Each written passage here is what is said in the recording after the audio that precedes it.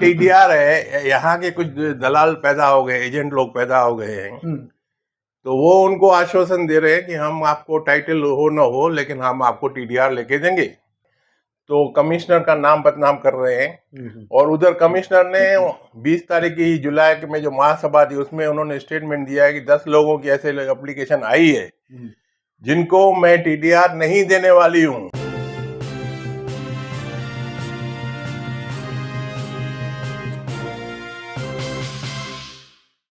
Online पर electronics products की best deal ढूंढ रहे हो तो उल्लासनगर शिवाजी चौक पर मिलेगी सबसे सस्ती डील, सिर्फ महालक्ष्मी सेल्स पर।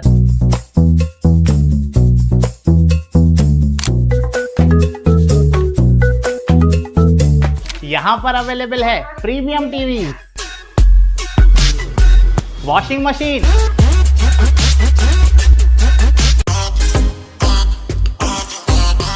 फ्रिज में भी बहुत सारे ऑप्शंस मिल जाएंगे, double door and single door में भी। AC, air cooler, TG cooler, deep freezer, आटा चक्की, laptop, water purifier, home theatre, inverter, batteries. Best offers के लिए विजिट कीजिए Mahalakshmi sales, Shivaji Chowk, Ulhasnagar 3। Planning to purchase property or find a home for rent? Rashi Realty is here to help. Visit us in Nerul, Seawoods, Navi Mumbai, and let us help you find your perfect property. आज लेते हैं मुलाकात advocate प्रकाश Kukreja sir के साथ। आज एक ऐसे मुद्दे को सर के सामने लेके आए हैं और सर ही उनका उत्तर सही दे पाएंगे कानूनी तौर पे। जो सब अभी केबी रोड को लेके 11 साल के बाद अभी जो केबी रोड के जो कुछ लोगों की जो प्रॉपर्टियां जो थी उनको ऑल्टरनेट साइट देने का या उनको सनद देने का जो इशू था, कैसे देखते हैं इस मुद्दे को? नमस्कार।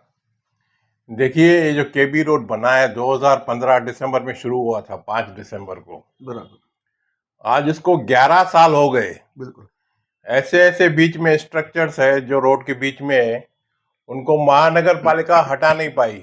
बराबर। हटा क्यों नहीं पाई? तो महानगर पालिका की एक ही गलती है कि डीपी के हिसाब से जो उसका जो रुंद होना चाहिए था, विड्थ बोलते हैं, 50 फीट इधर 50 फीट उधर, तो उन्होंने क्या किया है, जिस तरफ से जवाहर टाकीज वाला साइड जाता है वो साइड पे उन्होंने 5 फुट कम, मतलब रोड के अंदर अलाउ किए हुए, प्रॉपर्टी नहीं तोड़े। अच्छा, प्रॉपर्टी नहीं तोड़ी वहाँ। और जो यहाँ पे दूसरा दशहरा मैदान साइड जो रोड जा रहा है उसमें 5 फुट उन्होंने ज्यादा निकाल दिए। और ऐसी कबूली इन्होंने जो दी है, और राजेंद्र निम्बालकर जो कमिश्नर थे, बिल्कुल, उसने अपने आदेश में लिखा है कि जो 5 फुट का जो है वो मार्जिन, वो साइड ज्यादा चला गया, एक साइड ज्यादा चला गया, एक साइड कम हो गया है। ओके। तो ऐसे हालात में महानगर पालिका को जहां से उनको 5 फुट ज्यादा हो गया उधर से हटाना जरूरी था। लेकिन महानगर पालिका में जितने भी कमिश्नर आए उन्होंने वो 5 फुट काटने के बजाय जो बोनाफाइड, मतलब जो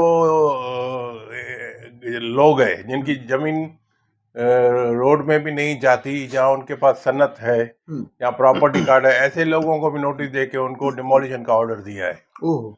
तो ऐसे हालत में क्या हुआ, क्या जब 2015 में ये नोटिस दिए गए तो 16 लोग हाई कोर्ट गए थे। बराबर। सबसे पहले मेरा क्लाइंट गया था। मेरा क्लाइंट 2014 में ही गया था जब नोटिस दिया था, उनको स्टे मिला था। और मैंने सबको उस समय एक मीटिंग थी कैलाश पर्पस हॉल में, बताया था कि जो अलाइनमेंट ऑफ रोड जो है वो बदली गई है कुछ लोगों के खेत में। अच्छा। तो उसको मेरे भाषण सुनने के बाद जो 16 दुकान हाई कोर्ट में गए थे, तो उनको अंडरटेकिंग दिया था कारपोरेशन ने कि भाई हम इसको नहीं तोड़ेंगे जब तक कोर्ट का फैसला नहीं आता। बराबर। इस बीच महानगर पालिका ने 2 ठराव पास किए हैं। एक 60 नंबर ठराव है जो 2015 का है, उसमें लिखा है कि जिसके पूरे के पूरे दुकान गए तो उनको 200 फुट की पर्यायी जगह जो महानगर पालिका के पास उपलब्ध होगी, उसमें से किसी एक को चुनने का मौका मिलेगा उनको। बराबर। उसके बाद फिर दूसरा ठराव किया है 2018 को, जो ठराव नंबर 73 है, 73। उसमें 3 पर्याय दिए गए हैं। और ठराव वो एकदम ऐसा है कि भाई जिसकी भी प्रॉपर्टी अगर रोड में जाती है जहाँ उसको हटाना है, तो उस ठहराव के हिसाब से उनको या तो पर्यायी जगह देंगे बराबरी की, जितनी गई है उतनी बराबरी की जगह देंगे, बराबर, या तो मार्केट रेट के हिसाब से उनको पैसे देंगे। रेडी रेकनर नहीं छोड़ के हकीकत में जो मार्केट का रेट है उसके हिसाब से रोक रकम देंगे, भरपाई देंगे। ओके, या तीसरी बात टीडीआर देंगे। टीडीआर का मतलब उसमें गणित ऐसा रखा गया है कि टीडीआर मिलने से उनको जो मार्केट रेट का मूल्य है वो प्रॉपर्टी का मिलेगा। ओके, अभी ऐसा हुआ है कि अब जो महानगर पालिका ने मुंबई उच्च न्यायालय में एक जब माननीय जज साहब ने उनसे पूछा कि आपने जो 2 ठहराव किए तो लागू क्यों नहीं कर रहे हो, बराबर, तो उसके उत्तर में उन्होंने एक एफिडेविट दिया है कि 60 नंबर ठहराव और 73 नंबर जो ठहराव है उसके हिसाब से उनको पर्यायी जगह दी जाएगी।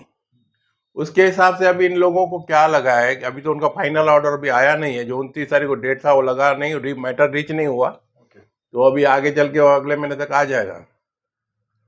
तो अभी जो यहाँ के लोग हैं जिनका नुकसान हुआ है, जिनकी प्रॉपर्टी जा रही है रोड में, उनको ये खुशी है कि अभी हमको जो टीडीआर मिलेगा, टीडीआर मिलेगा तो मार्केट रेट मतलब जो हकीकत जो वस्तु थी जो पब्लिक में जो डिमांड है जितने रेट पे उतने रेट से उनको टीडीआर का मतलब गणित होके मिलेगा। बराबर है, तो वो लोग खुश है कि टीडीआर लेंगे हम लोग। बराबर। तो ऐसे 10 लोग हैं 16 में से जिनके पास प्रॉपर्टी के न सनत है ना प्रॉपर्टी कार्ड है, टाइटल है ही नहीं क्लियर। तो फिर वो ऐसे लोग जो रोड में आ रहे हैं उनको भी ये उम्मीद है कि हमको टीडीआर मिलेगा, तो उनको मिलेगा नहीं। तो ये जो टीडीआर है, यहाँ के कुछ दलाल पैदा हो गए, एजेंट लोग पैदा हो गए हैं, तो वो उनको आश्वासन दे रहे हैं कि हम आपको टाइटल हो ना हो लेकिन हम आपको टीडीआर लेके देंगे, और 2 लाख आप जमा करो पहले, और बाकी जो है टीडीआर जब आपको मिले तो आधी टीडीआर हमारे नाम से लेना, हमको देना। अरे मतलब गांव बसाने पहले ही डाकू आ गए। तो ऐसे में क्या है कि लोग यहाँ पे जो वसूली करने लगे, कमिश्नर के नाम से उगाही करने लगे, तो कमिश्नर का नाम बदनाम कर रहे हैं। और उधर कमिश्नर ने 20 तारीख की जुलाई में जो महासभा थी उसमें उन्होंने स्टेटमेंट दिया है कि 10 लोगों की ऐसे एप्लीकेशन आई है जिनको मैं टीडीआर नहीं देने वाली हूँ। सीधा बोला? हाँ, क्योंकि उनके पास जमीन के टाइटल के कागज कुछ भी नहीं है। तो ये लोग जो दलाली कर रहे हैं, वो जो लोगों को फंसा रहे हैं, जहाँ जालसाजी कर रहे हैं, उनको इनसे बचना चाहिए। अगर 2 लाख भी देंगे और टीडीआर भी नहीं मिलेगा, और टीडीआर मिलेगा तो आधा का डिमांड वो कर रहे हैं लेके देने वाले। तो ऐसे में जो लोग हैं, एजेंट्स है, दलाल, वो उनकी टीडीआर के हिस्से का भागीदार बनना चाहते हैं। तो ऐसे ऐसे लोगों को बचना चाहिए। और जो लोग गए उनके पास, मेरे पास भी 2 लोग आए, तो उन्होंने कहा है कि हमसे 2 लाख की डिमांड की गई है और आधी टीडीआर की आपके पास वसूली। अपने सलाह लेने को आया था कि क्या 2 लाख देवे क्या हम, या टीडीआर मिलेगा। तो मैंने उनको बोला ऐसा कुछ होने वाला नहीं है, आप ज्यादा खुश मत हो जाओ, आपको ज्यादा से ज्यादा जगह मिलेगी तो 200 फुट की जगह मिलेगी, वो भी पर्यायी जगह जो महानगर पालिका के पास उपलब्ध है, जिस उसमें से आपको चुनना है। और वो जो आप चुनोगे, मेरे को नहीं लगता ऐसी कोई अच्छी प्रॉपर्टी उनके पास पड़ी है जिससे आपको रकम आपकी निकल जाएगी, जहाँ आपकी भरपाई हो जाएगी। तो यानी लोगों को नुकसान है। काट साट के महानगर पालिका ने 11 साल में अभी तक ये स्ट्रक्चर हटाया नहीं। पहले रोड बनाया, अभी फिर से दूसरी बार रोड बनाया है। तो ये टैक्स पेयर का जो पैसा है, खून पसीने की कमाई है, इनके गलत नीति और नियत और निर्णय से शहर के टैक्स पेयर अपने पैसे जो गवा रहे हैं, जो टैक्स भर के बराबर, उसका दुरुपयोग जो हो रहा है, गलत फैसले, जब नियत सही ना हो, नीति सही ना हो, निर्णय सही ना हो, तो भुगतना तो टैक्स पेयर को है। बिल्कुल। तो ऐसे हालात में जिनको उम्मीद है कि टीडीआर और मिलेगा, तो भले शौक से 2 लाख रुपया उन दलालों को देवे, जिनको उम्मीद नहीं है तो ना दे, और मेरी सलाह है ना दे।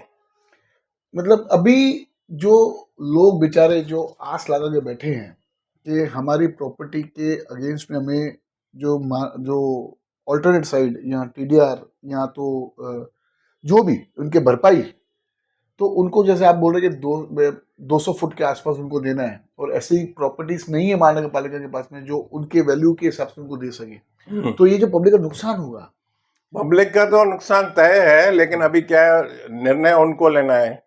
और जो महानगर पालिका के पास अगर वो टाइटल डॉक्यूमेंट नहीं देते तो ऐसा कानून नहीं है। जब तक आप जमीन महानगर पालिका को ट्रांसफर नहीं करोगे रोड में जो बाधित होती है, तब तक टीडीआर देने का उसको अधिकार ही नहीं है। तो अधिकार ही नहीं है, तो टीडीआर मिलेगा नहीं। और महानगर पालिका के पास कैश है नहीं है जो आपको देगा। और तीसरी जो पर्यायी व्यवस्था है वो जो 200 फुट की प्रॉपर्टी कोई भी देंगे तो उनमें से इनको चांस है, बस, और कोई रास्ता ही नहीं, कोई रास्ता नहीं है। तो आखिर जाते जाते आप जो 16 जो हमारे शहर के रहवासी है, जो दुकानदार है, उनको आप क्या संदेश देना चाहेंगे? मैं 16 में जिसके पास टाइटल डॉक्यूमेंट्स है तो उनको टीडीआर मिल सकता है, उसकी संभावना है। बिल्कुल। जिनके पास टाइटल डॉक्यूमेंट नहीं है, हाँ, किसी भी हालत में उनको टीडीआर मिलने की संभावना नहीं दिखती। इस विषय के ऊपर बहस छिड़नी चाहिए और इस विषय को लेके जीबी में भी बात होनी चाहिए।